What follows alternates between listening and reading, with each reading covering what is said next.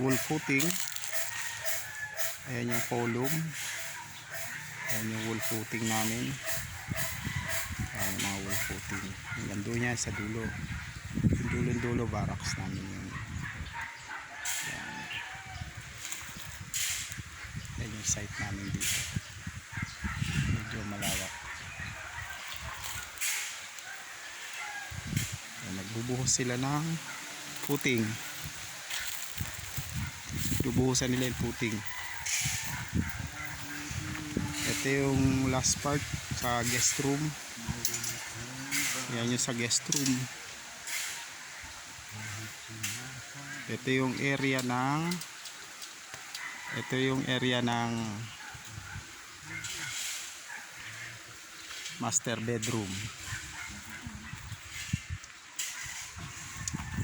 Ayan yung dalawa. Tatali ng wool footing. Ayan, medyo na palaki ng hukay. Ito na yung part ng garden sa likod. Yung malaking part naman doon, yun yung kusina at saka garahe.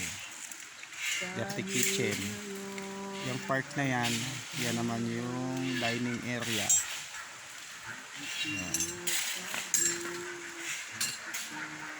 Naghahalo sila, nagbubuhos sila ng wool footing dito sa guest room. Yun. Paparada yung L3 namin dun sa ilalim ng puno.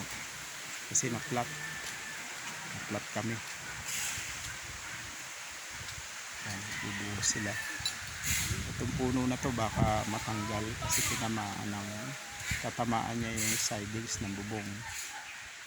Yan yung mga taningan namin dyan, mga punlak. Ayan, nakita na naman si Oge. Ayan yung kamalig ng mga itik. Ayan. So, okay na, nakita nyo na yung site namin. Yan yung site namin. Yan yung site namin. Yan yung barracks namin, yung mahaba doon.